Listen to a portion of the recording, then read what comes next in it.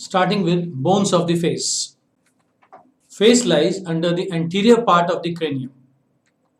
Face is composed of 14 bones. These 14 bones includes 2 nasals, 2 maxillae, 2 palatine, 2 zygomatic, 2 lacrimal, 2 inferior nasal concave, 1 vomer and 1 mandible.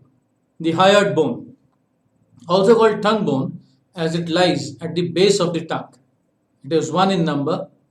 Muscles of the tongue and throat are attached to hyoid bone.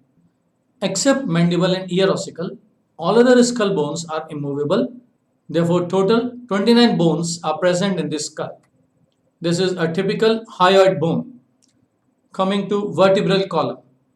It is a curved vertical structure about 70 centimeters long, consisting of 33 vertebrae at the time of birth and 26 in the adult condition.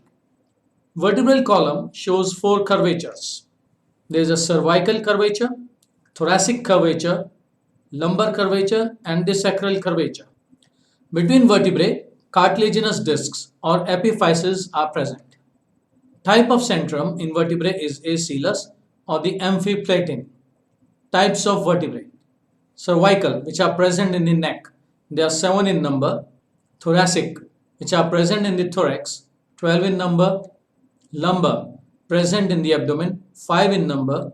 Sacral, 5 in the lower part of the abdomen, but they fuse together to form a single vertebrae called sacrum. And caudal or the tail vertebrae, 4 in number, but fuses together to form a single vertebrae called coccyx.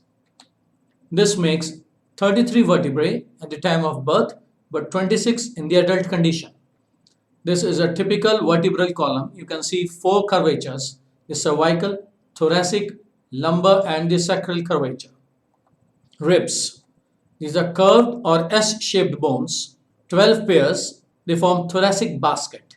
Provides protection to the heart and lungs. From the head part, they are attached to the vertebral column, and from the tail part, they are attached to the sternum.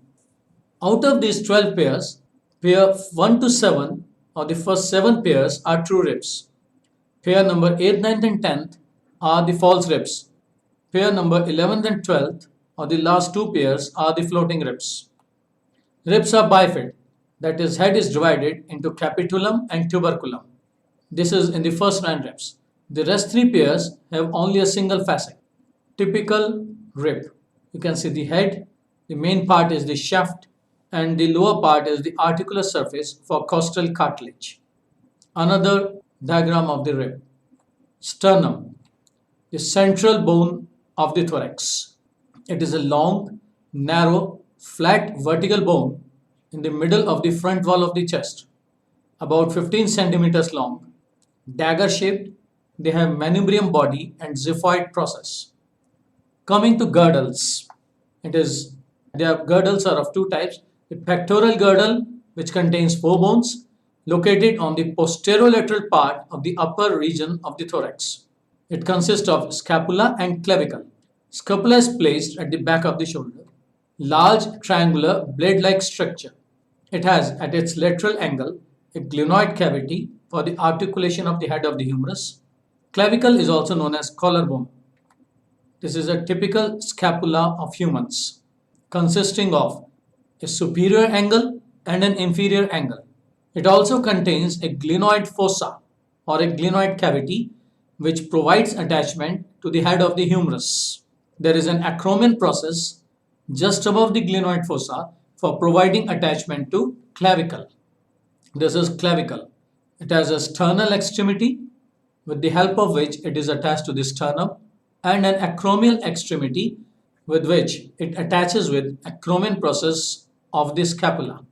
Functions. Provides articulation to arm bones, placement of the muscles. Coming to pelvic girdle. Consists of 2 bones located in lower part of the trunk and is made up of ilium, ischium and pubis. These 3 bones joins together to form innominate or the hip bone. Innominate of both sides combines together to form pubic symphysis. The acetabulum cavity is present, which articulates with head of the femur. Between girdles, an obturator foramen is present. This is a typical hip bone of human beings, consisting of ilium, ischium, and pubis. We can see an acetabular cavity and an obturator foramen. Functions of pelvic girdle: provides articulation to hind leg bones, transfers the weight of the body to leg, provides the attachment to certain leg muscles,